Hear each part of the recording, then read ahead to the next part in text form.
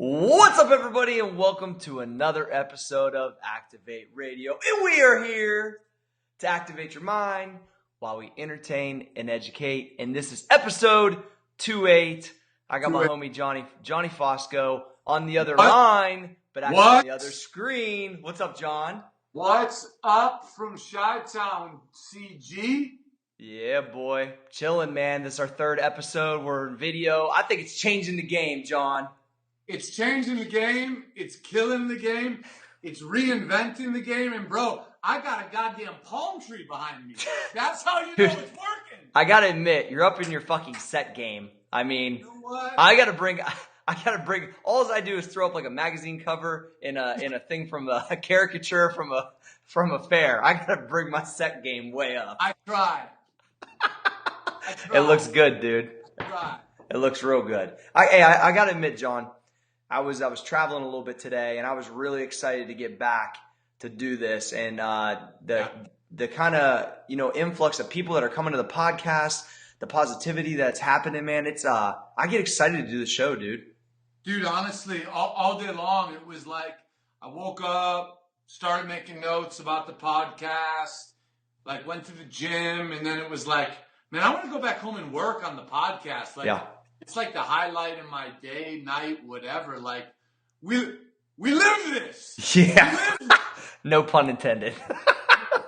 All right, hey, John, let's start in sports. We got a couple hot topics in sports to go over. First of all, let's start in your wheelhouse with the UFC. Talk about JDS, dude, Junior Dos Santos, and how he looked against Ben Rothwell. You know, guys, I'll say there's always two camps when it comes to UFC fans, right? There is the I want to see a knockout right now, give me a knockout, and there is the understanding and the respect of the combat language, kind of like you say, the iron language. The iron language. So when you talk about the combat language and appreciation for mixed martial arts and actually combat, what Junior Dos Santos did to Ben Rothwell, it was a masterpiece in witnessing for all young fighters or fans who enjoy strategy, right? Mm-hmm. Because Ben Rothwell is a very, very dangerous, big, long guy, and he takes you out when he gets you in range and you have the cage behind you. And there was not 1 second in that fight where JDS was not circling on his bike, I call it, on his bike, just circling. For those of you who don't know combat, when you circle, no one's backing you up, right? Yeah. The worst thing you can do in a fight, guys, if you're in the street or whatever, the worst thing you could do is take a step backwards because someone could come right down the pipe. When you circle away, you create angles, and JDS was creating angles. The whole fight was a masterpiece, Corey, and he destroyed Ben Rothwell. That's not really his, I agree, he must have really truly game planned it because that's not really his style at all. So it shows that he was ready to perform. Ben was on a pretty epic streak too, really. Well, Junior brought in very smart thing. He came from Brazil, which is the first time came to the States to train, and he brought in, if you remember, I believe he fought Mike Tyson and Lennox Lewis, Michael Moore. Remember that? Oh, yeah. He brought Michael Moore in, and Michael Moore said, listen, this guy hits like a cannon, but I'm going to teach him the fundamentals. Wow.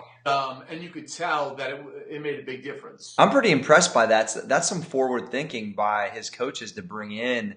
I even forgot about that guy completely, but I remember him fighting Tyson and all those guys. Yeah, I mean, it's just like this, dude.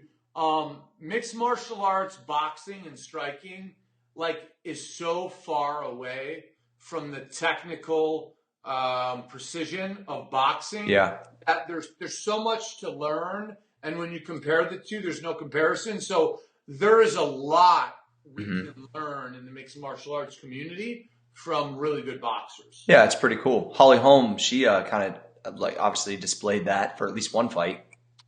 She displayed that, and then she displayed how mixed martial arts is able to fight. And you may be able to do this, and you can't fight on the ground. What you got? You're screwed, yeah. So next we got, as I drink out of my Masters beer cup, just want to flex that real quick. let's talk about Jordan Spieth, the returning winner from last year that I witnessed most of. Beer? Yeah, there you go. A little Corona. Is that a Corona, Johnny? I can't say what it is. Actually, it's Miller 64 for those of you who watch their figure. Yeah, I love it. I love it. So Jordan basically what? I was driving home from my grandparents' house, but he triple bogeyed. He came from 7 under to lose the tournament basically in the last round. What the hell happened? That guy, they never dropped the ball like that before. You know what? The kid's 22. He's accomplished amazing things. Oh already. yeah. He's clearly has his head on straight. Now, I think it was an example of somebody truly having a bad day. Yeah. I don't think people should read too far into it. I think Agreed. the bigger story is what he's been able to accomplish, and our expectation levels get so high. Mm-hmm. You know, the guy's human. He did very well. He placed in the top 5. Had a bad day. Yeah, he had a bad day. Well, I'll tell you, I had one experience with Jordan Spieth randomly. I was at Muirfield, which is in Columbus, which is where Jack Nicklaus lives. Beautiful, unbelievable course. And so we were getting a tour from one of the PGA guys I had connected with that was a huge kind of fan of my workouts and this and that, whatever. And I was in the players' locker room with my son and his friend. The hype is real. The hype is real. Hype is real, always. They're everywhere. People follow these plans everywhere. But anyway, so what was cool, Jordan walked in randomly, and it was just me, my son, this guy, and my son's buddy. He came right over to the kids, man, and was like, hey, guys, are you enjoying the tournament? How you doing? Like, they didn't even know who he was because my son, we were there to watch Tiger, or whatever, and he doesn't watch golf that much. But Jordan, had just won a different major championship. I forget what it was. Jordan might be the same age as your son. Yeah, exactly. Yeah, could be. I might have a son that age. So it was, but I'll tell you what though, he did not have to walk over and say that. I wasn't on the same side of the room as him. No clue, who the hell I was by far. He just did it because he saw 2 young kids that were there, and I believe Under Armour getting him at that point in time was so epic for their brand that them young kids now are looking up to a guy like Jordan that brought that to golf. I don't know. He's good all the way around, so I wouldn't read into this too much either. I think he'll be fine. Yeah, I would agree. So he'll be fine. All right. Last flex of the Masters Cup. Just want to say. First of all, if you listen to me, if you like golf at all and you ever get a chance to go to the Masters, I explained it to my grandfather today as if you're a golfer, it's probably like the equivalent of heaven. Like you walk in and it almost is so awesome. It looks fake. And so I would recommend it. Green. It's unbelievable. So yeah. We got it. Me and you got to go, John, for sure. Okay. Let's do it. Next, we got the Donald Trump Minute, a.k.a. #Trump Minute. Now, normally we talk all about his crazy shenanigans and all the stuff he's in the news for lately. But we're going to kind of dial it back a little bit. And John, let's talk about him moving over from being a business mogul to really like an entertainer. And that's really why we know Donald. So go ahead, buddy. Yeah, I mean, I think when you look at somebody who you can say this about, if I have him on my show or if he's on TV, I will get probably a 1,000% jump in ratings, right? I don't think you can say that about any individual in this world, especially on a consistent basis, right? Oh. Meaning the guy goes on Meet the Press every Sunday and they're seeing these spikes every time he's on. He's basically gone from, okay, he was well known for being a tycoon of Manhattan, building up Manhattan from a development standpoint, to now he is an entertainment must-see at all times. And then the question becomes why and then how. Yep.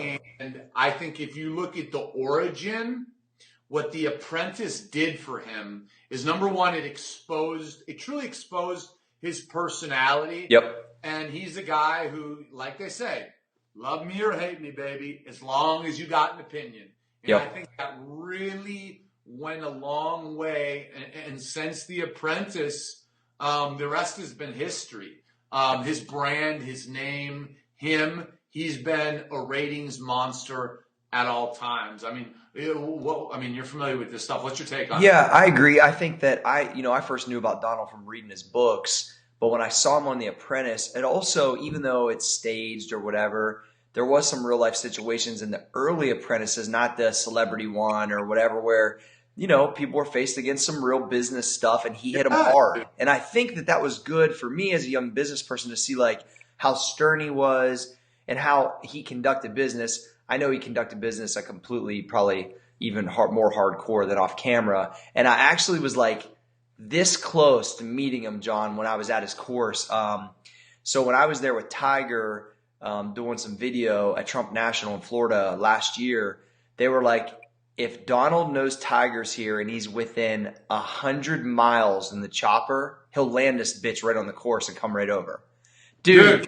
Yep. I was like, yes, Fosco. Bro, like, please. I got to fucking. It's a wrap. He had the Cadillac Invitational last year at the Blue Monster Doral, which is now Trump National.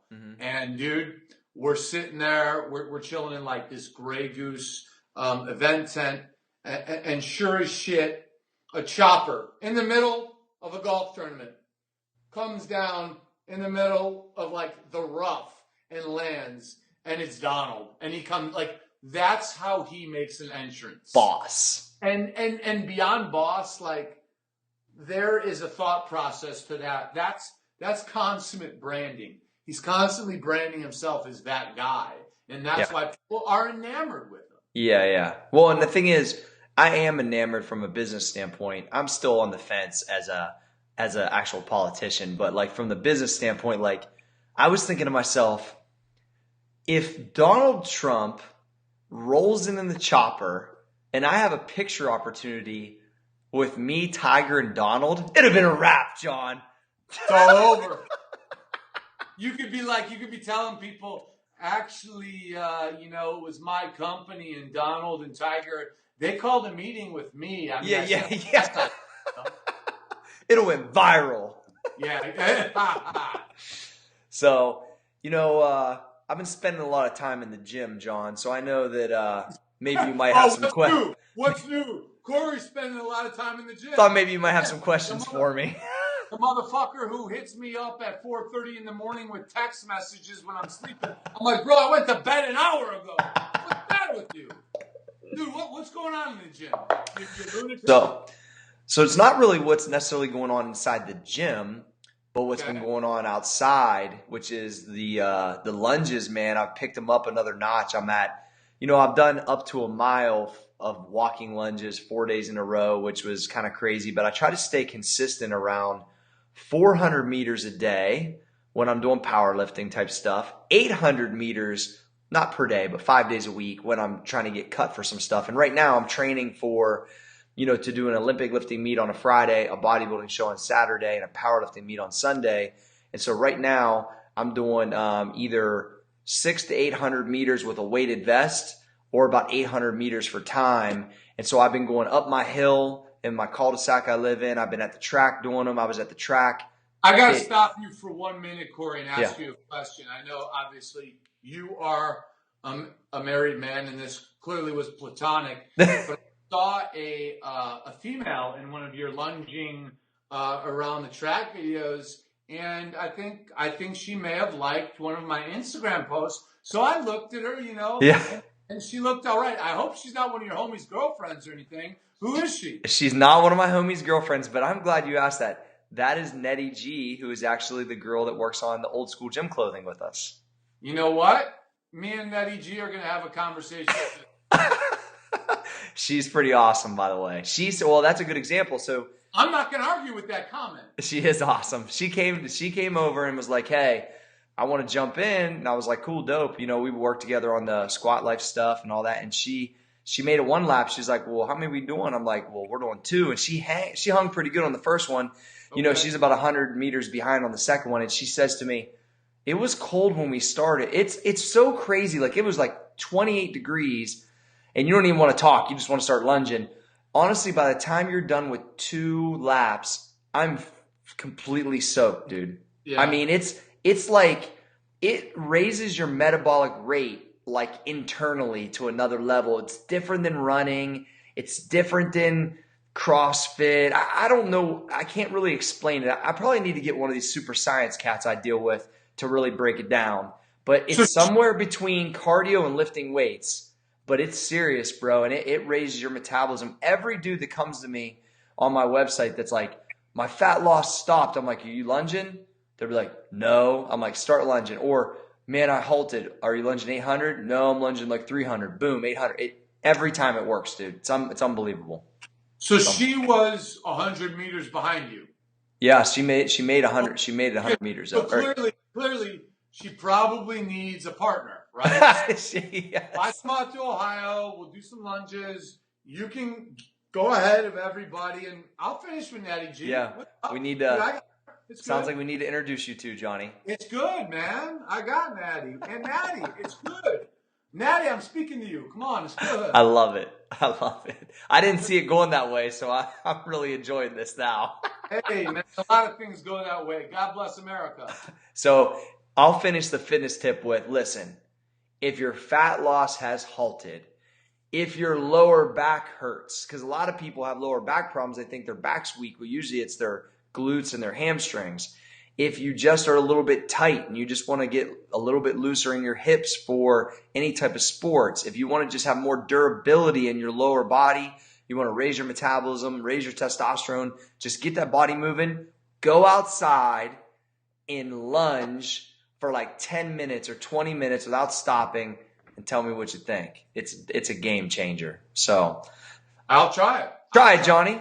Hey, I know you've been getting some impactful stuff in your inbox, bro. Why don't you, I think this is something we need to keep touching on because we're helping a lot of people with the addiction subject, man. So I want to hear what's in your wheelhouse on that right now, Bo. Let's go. So it's interesting because last show we kind of structurally hit on it.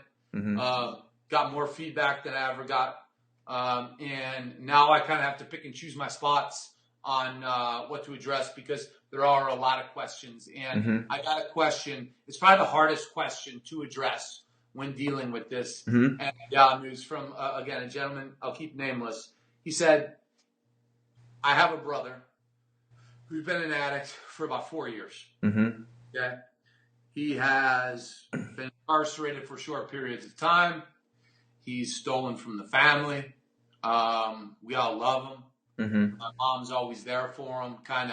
His mom goes broke, kind of giving him money, right? Like, we don't want him to be living under a bridge, but we cannot sustain supporting him. Yeah. Like, what do we do? And that is the hardest question to deal with. But the tough part about it is there's a clear answer, Mm-hmm. but a very difficult answer. You can't enable them anymore, right, Johnny? Is that the answer?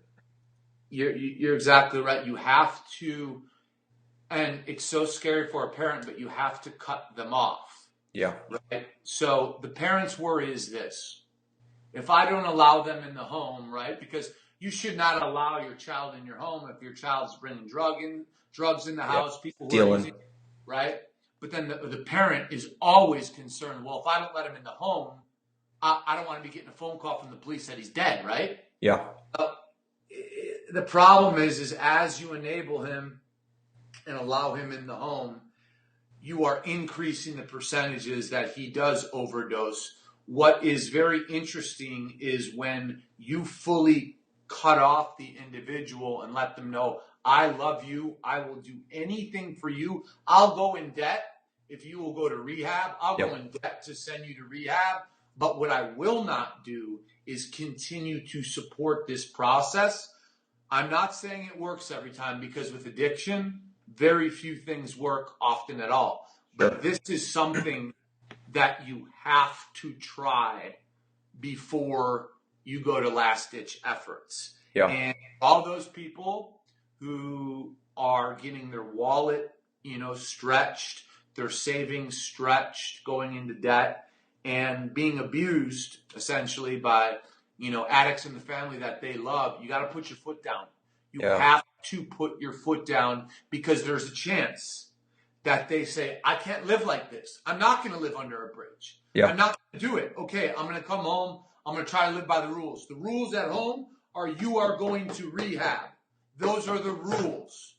So, guys, I know it's a hard thing. It's a hard topic, but that would be my answer to the gentleman's question. You have to set the boundary and you have to stick to it no matter how. I mean, I couldn't imagine being. Corey, imagine if it's your son. Yeah, it would be really hard. But I know the right answer because I watched that show a bunch of times. The Intervention? Yes. Dude, Great. you know what? Rachel always says this to me because I've been around alcoholics to a level which I was mind blown, but never around a hardcore narcotics or heroin or something like that. And I watched that show. I've probably seen 50 episodes of it. I get the same mind blown feeling every time, dude.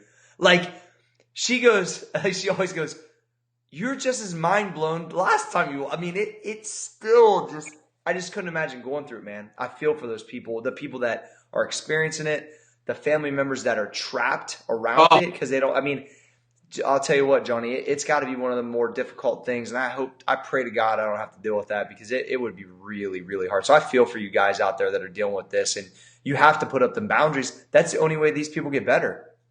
It's the only way, man. And it's like medicine, right?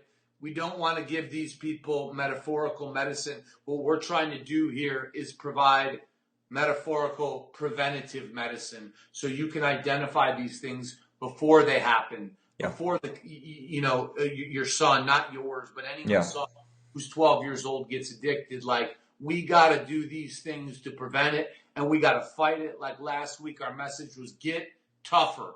Yeah. Take Advil. That's it. Yeah.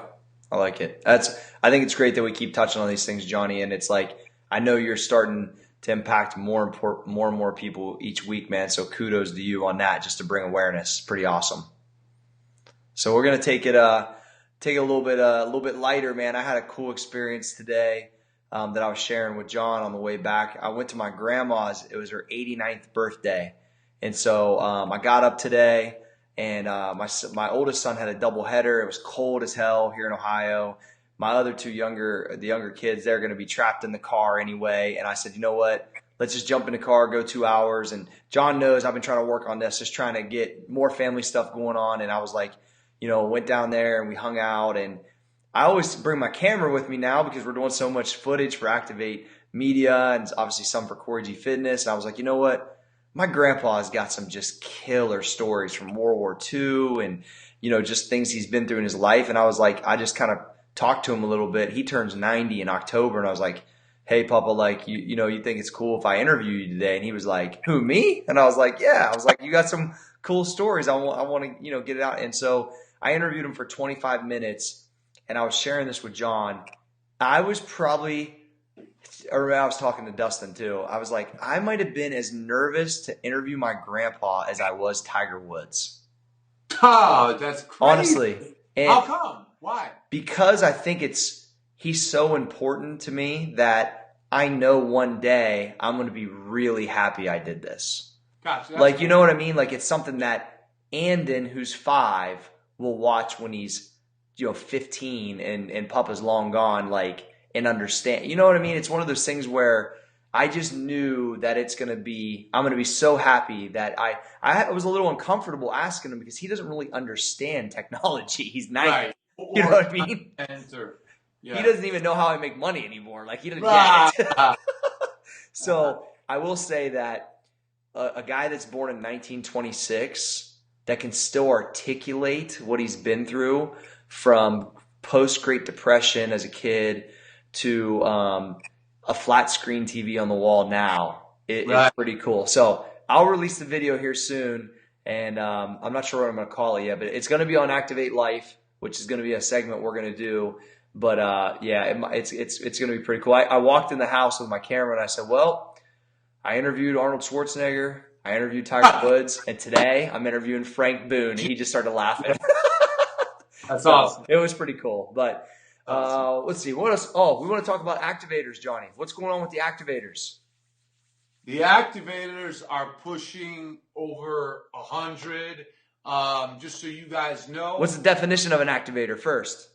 An activator is somebody who loves what we're doing. Yep. And is a big supporter of the show and simply wants to get more involved in their community and in helping people, right? Because that's our ultimate message. Yep. So an activator is someone who comes to us and says, hey, I want to be an activator. Well, an activator is someone who takes their community, focuses on it with our support through social media, through advertising, through our marketing expertise. Yep. We assist them, okay, in putting on events in their community for no other reason than to help people. And it's in the Activate name. And the beautiful thing is that we have the ability to help. We have the ability to promote. We have the ability to bring awareness to what they're doing. And they simply carry it out in their area. So we're pushing 100 plus, and we encourage every single person who wants to be involved and just can't get enough of helping people like us, man. Like, email us. It's very simple. ACTIV, the number 8R, activator at activatemedia.com to get more involved and basically to take over your community in the name of Activate. And we will support you every step of the way. Join us, please. We want you guys. Join us. Heck yeah. Yeah, Activator program has been great. I really believe since we've started it, it's helped get so much more awareness to the program, which is affecting more people. And so it's a super cool thing to be involved in. And it's going to push you a little bit because you got to get out of your comfort zone. You got to get in front of people. You're going to speak a little bit. So this is like, if you're trying to just up your game, you want to do more things like John and I do, this is a good little plan for you guys. I think it's good. So yeah, and we act as mentors. Yeah. We get on the phone with you, man. We talk to you. We're just like you. We're regular people. So we're going to do this thing together. So join the activators. We're going to support you, and we're going to do great things in every community. And in a year's time, I guarantee you this, we will be on every continent, period. Yeah. Oh, no question. No question. All right. I got a good one for you, Johnny. Would you rather, one of my favorite parts of the show. Would you rather be, I'm taking it to you from the bands, because I know you're a band guy, Mick Jagger from the Rolling Stones or Robert Plant from Zeppelin? Ooh, that's a hard one. Okay, let's first say that those are two legends of rock and roll music. Okay? No question. Those two bands are timeless. They will be timeless. Just like the Romans and the Greeks, right? Yeah. Those bands will be around for thousands of years. But I only know how to answer that question in one way, Corey. Mm-hmm. I only know how to answer it in one way. I only know how to answer it in one way. Okay? Hang on. I'm thinking.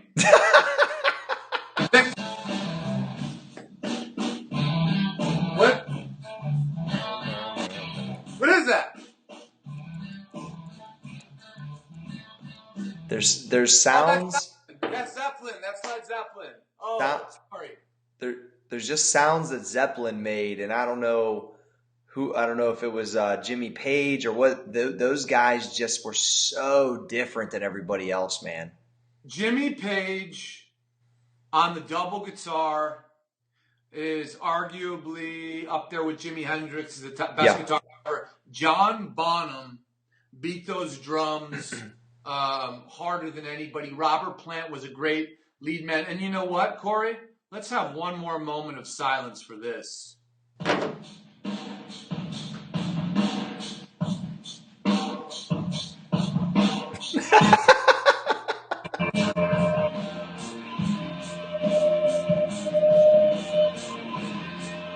There's going to be some young cats out there like, man, I got to check out this Zeppelin stuff.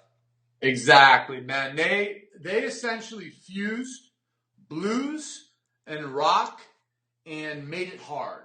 Yeah. So I would rather be Robert Plant because I jam to that shit every damn day, and I will for the rest of my life. They are a band that has multiple albums, and you do not skip a song. Yeah, Every agreed. single one of their songs Yeah. is fire. You know that I pretty much only listen to rap music, but I would say that Led Zeppelin by far is my favorite true rock band. I was never a Rolling Stones guy. Robert Plant, I watched a documentary on those guys. They were just straight bosses. Oh, they were rock stars. They were real rock stars, super just off the hook. I owned a red and yellow tie-dyed Led Zeppelin t-shirt with what was that big balloon thing that was on one of the albums? That's a Zeppelin. That's a Zeppelin, right? Duh, Corey. Anyway, so I owned one of those in high school and rocked it like crazy. Still listened to Biggie and Pac too, but still had a Zeppelin shirt. I mean, it was one of those things that I think Dire Maker might be one of my favorite songs. Actually. Dire Maker's epic. Okay, before we move on, this is very important to me because this is a historic event that's taking place, I believe, in July in Soldier Field. This band has not played together since 1993. I'm pretty sure you and everyone else has heard of them. I'm going to give them a moment of silence. And Corey, me and you are going to the concert. Ready? Okay. This is the concert we're going to. They have not played in 23 years. Oh, Guns N' Roses?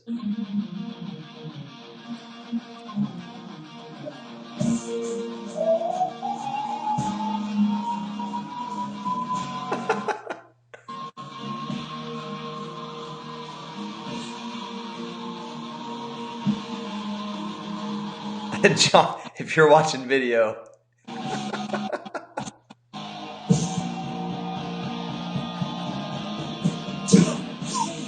I love it. They just started going on tour again, didn't they? They announced it, and they're going to play at Soldier Field. Axl Rose is like the ultimate introvert. A lot of people think Guns N' Roses would have been the biggest band of all time ever if they would not have broken up. I actually agree with that, and they are going on tour. They're starting, I want to say in June. They're coming to Soldier Field, I believe, in July. We're going. I would love to go. I think we're going, brother. I will cut the sleeves off a Guns N' Roses shirt. I'm in. Paradise Story, Paradise City. I'll tell you, John, I got to go to multiple Cubs games with you and Guida. Like, that's on my list. Hardcore. I'd love to see a Bears game.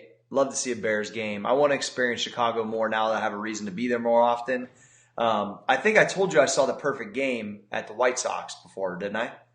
Okay, so just to give you a little Chicago history, the White Sox are truly garbage. Okay? Yeah, I figure if you're a Cubs fan, White Sox are garbage. Their park is garbage. The south side of Chicago, not going to call it garbage. Just going to say it's very industrial. The north side, brother, it's heaven. Okay, Wrigley is beautiful. Wrigley is beautiful. So I actually saw the Mark Burley perfect game. I was there. It was like 2008, I believe. It's one of only, I think there's how many perfect games like ever? Maybe 30? Some small number. Yeah, I think there's under 50. Or 100, yeah. Well, 30, 50, 100. But I know it was a small amount, but it was pretty cool. That's one of my best Chicago kind of moments to date. But we're going to have some other good ones here soon. I can feel it. Especially Guns N' Roses. Shit. Oh! It's going to be awesome. All right. Let's take the questions, John. You got some questions on IG? Got one of your 9 phones there? Yeah, we got, I have 78 phones. I have 4,000 computers. And we are going to do what we love to do, and that is take our followers' questions. Yep. So we're going to start, Corey, with a gentleman named John Tyler _fitness. Okay. From a personal aspect, how have these podcasts changed you two? Okay. Are you learning more about yourselves as you go? I've learned more about myself since I left Muscle Farm because the content that I'm creating is not just purely about fitness anymore. And so I think I've learned a lot about myself on the shows that we're creating on our new YouTube channel, doing this podcast on a regular basis. I have to pay attention to more events that are going on in general because I'm bringing news as we entertain and educate. So it has changed me a lot. I have to be a little bit more current. And as John will tell you, if you know me, I care about three major things. I care about my family. I care about training and business, or business training. Family's always first. The other two intermixed about even, but it's like I'm pretty much like my own hermit. And I think that's why I'm kind of a maniac in the gym. And so I like things like this because they push me to pay attention. John keeps me up to date on the politics. And so I believe it's changed myself a lot. I really enjoy doing this with John because I got to do a lot of media stuff previous, not exactly like this, but I had a lot of interaction with the customers and with the fans and with the familia. It's new to some degree for John, and I'm really enjoying as people are starting to get to know you, buddy, and the way that they're, coming at you and with the questions with addiction, seeing your fire from a business standpoint. So I'd kind of flip it and say that I'm having a blast and it's pushed me a lot, but I'm really enjoying like you being out more because I've known you forever, and so it's like it's pretty fun overall. Yeah. So it's changed me a lot. Yeah, I mean, what I would say is this. I've always had an outlook that putting any kind of spotlight on myself was self-indulgent and negative. And what I've kind of been forced into or forced out of is my comfort zone, right? Mm-hmm. Like to build a media company, I need to start talking to the public, right? Yep. I always thought, okay, we should make our clients get all the shine and they should talk to the public. We're behind the curtain. Well, now the game has changed. The economy has changed. The way business works changed. So I've grown an enormous amount because, listen, guys, if you were to meet me, okay, and it wasn't under Activate circumstances, you ain't going to hear a peep out of my mouth. I don't talk. Yeah. Literally, I don't talk. You would never guess I'm the same person. So it's forced me out of my shell and it's forced me to interact with people, and it's been a blessing because what I've gotten back from you guys, it makes it's amazing. There's no dollar figure that you can put on it, Johnny. We talked about this multiple times, like the letters I get or the emails or the things you're getting on the direct message, like it's life-changing for us too. So I would say like the feedback, the change, and I really noticed it a lot with the book, and it just like, it drives you. Like I wrote something actually, shoot, I turned my phone off. I'll have to bring it back on before the end. There's a quote that I sent to the grill doctor today actually that I made up about Mondays, and I'll finish with it. I'll bring it back up, but it's, I think that I thrive off what people are getting from this, man. That changes your life. Impact is real, man. Impact is huge, and impact is what keeps us moving. So it's been a huge impact on both of us, I can say, for different reasons. What's the next question? Thank you, John Tyler. Yeah, thanks, John. Our next question is from Stephen Heisey. Corey, what are the 5 things a person can do every day to build amazing confidence? I'm going to count them out. Ready? 1. Number 1, wake your ass up. 2. Way earlier than everybody else. 2, train. 3, personal development. 4, talk to your family and make sure they feel good before they leave the house. 5, live a life of passion and purpose. I love it. I agree. Coming back to you. Ready? 1. Know yourself. 2. I forgot the question.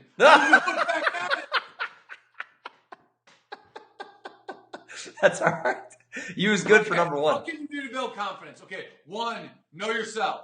2, understand that there is a connection between how you treat people and how you are treated. Nice. 3, build is strong of a body as you want in your mind. Nice. Quattro.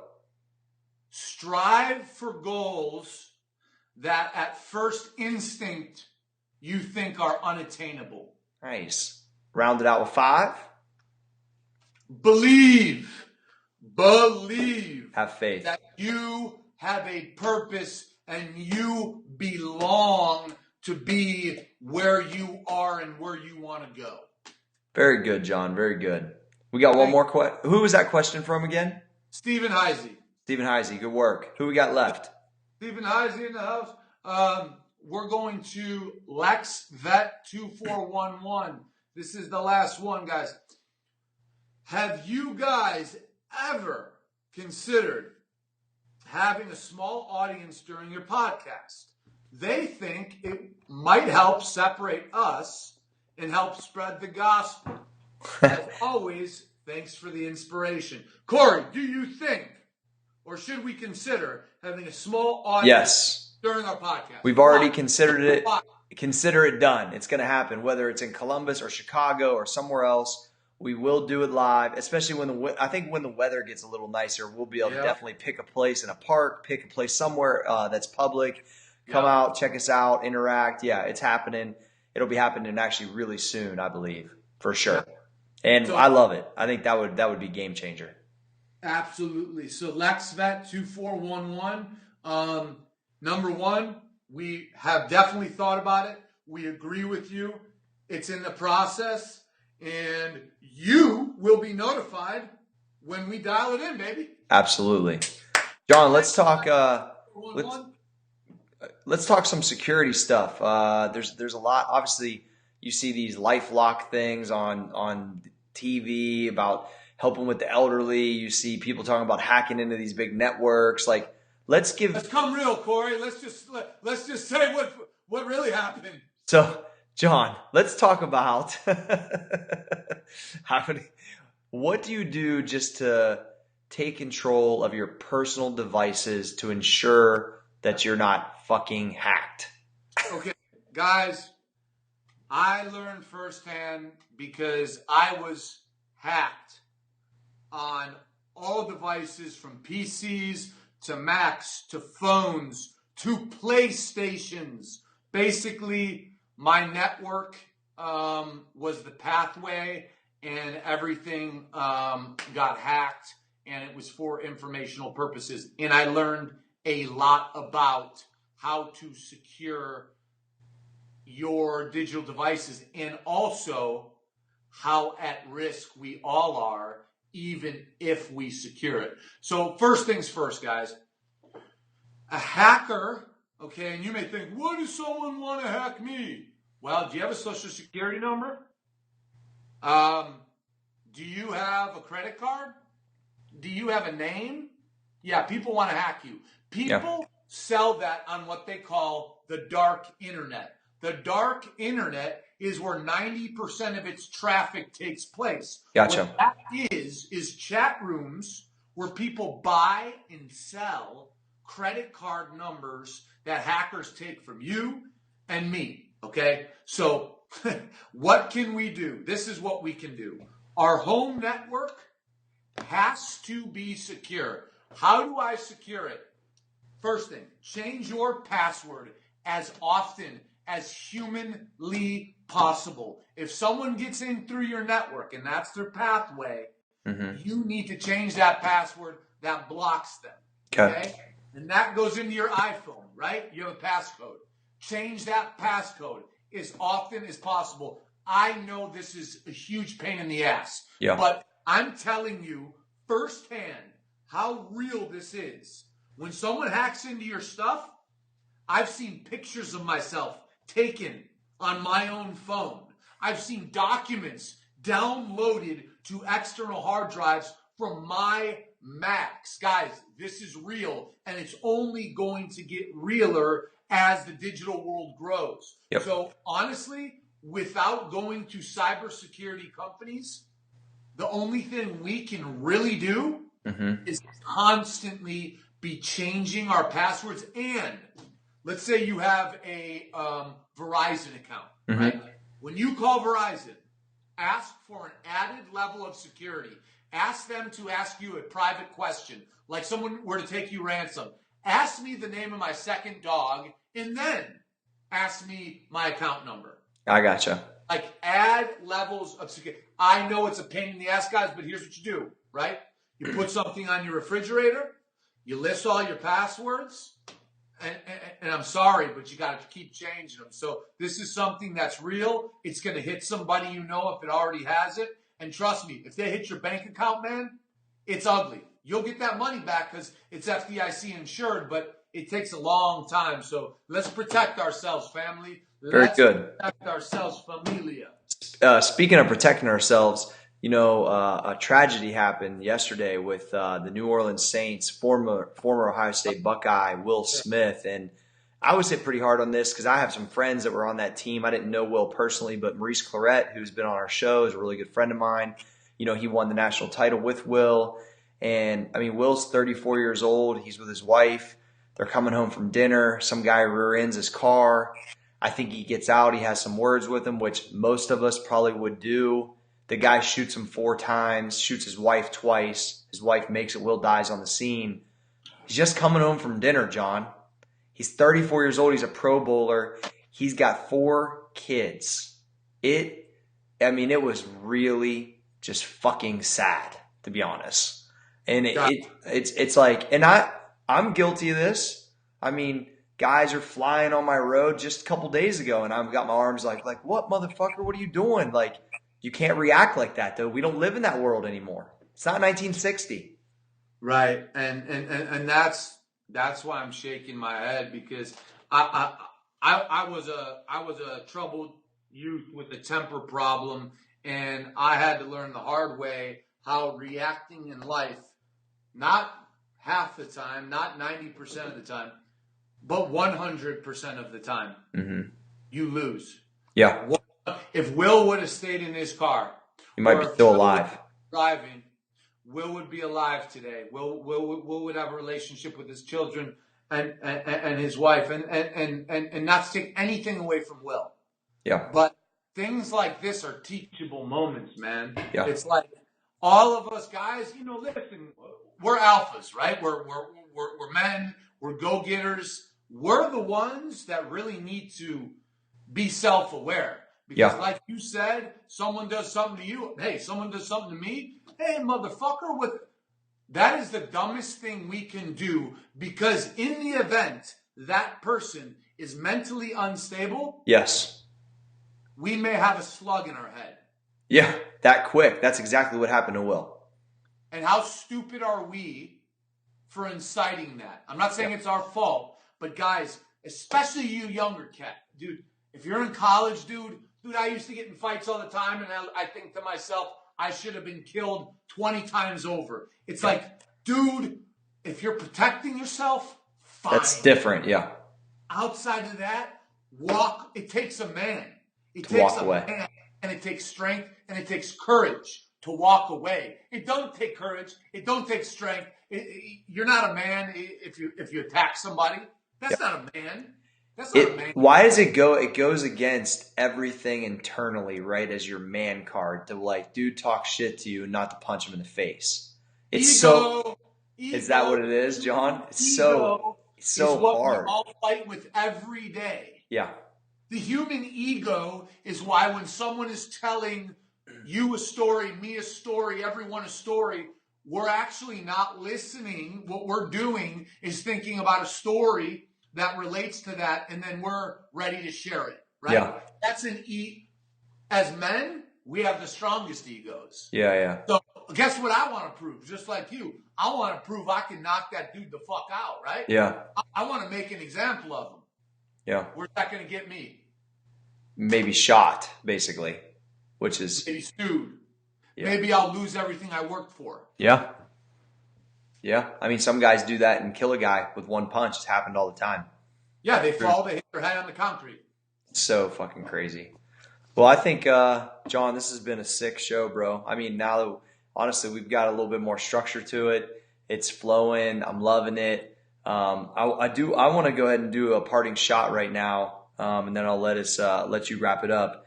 So this is what I sent to the grill doctor, our homie, today. He says, hey, Corey, send me he's actually lost 30 some pounds. He's killing it. Hey, you got any quotes for me or any fire for me for Monday? So that's what I wrote. I said, I start Monday on fire because I know I control my own destiny. I start Monday on fire because I know I control my body and my own self-confidence. I start Monday on fire because I do what I love every damn day, and it's making a better life for my family. And I start Monday on fire because, motherfucker, I'm building a legacy. So there you go, Donnie. Wake your ass up! Listen. I think that's you, right? I know you, and that I think that is you. And as I find myself communicating publicly, like you have been for so long, wake your ass up, right? That's your thing, and that makes sense, right? And as I'm talking, and as I'm listening to myself, and as I'm making content, and as I'm trying to follow leads of people who have been there before me and done it successfully, I find myself grabbing onto things that come out of me naturally. Absolutely. And what comes out of me naturally is two things, right? It's basically a fire that I've talked about many times as a blessing and a curse, but I'm learning to make it more of a blessing, and I'm going to debut my slogan. Oh, shit! I'm going to debut my slogan, motherfucker. All right. Okay. And that is... Uh-oh. Corey, ask me what we're here to do. John, what are we here to do? John, what are we here to do? Hustle every damn day. This is true. Every damn day. Every damn day. There's not a day off. There's not a Sunday. There's not a Saturday. Yeah. It's every day. Damn day. Hashtag. That's it. Hashtag Fosco every damn day. See, it's running in my blood. It doesn't come through my head. It's me. It's every damn day. There's no day. You ain't going to call me, hey, Corey, I'm that great America. No, it's every damn day. I love it, John. Hey, you were getting across the hashtag. I was getting ready to do one of these, but then you were still talking, so I had to pump fake it like I wasn't doing it. So I was like, stop you one more time. Every damn day. I love it. So if you're listening to us on iTunes, you need to give us a 5-star rating. Hold on. 5-star rating, positive comment, and we wanted you to send a text message, well, you could tag people on social media too, but I want a text message. How often? Oh, every day this week. Every damn day. Every damn day. I want you to send a text message to some of your homies.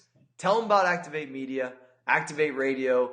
Let them know they need to start listening to what we got going on, because we're entertaining, we're educating, we're making it happen. This was episode 28. John, you got anything else? Corey, what do we do? How often do we work? Every damn day. How often are we pumped to wake up in the morning? Wake your ass up every damn day. How often do we succeed? Every damn day. I love it. How often are we going to grow our business? Every damn day. When are we going to be back on our podcast? We'll see you on Friday. We are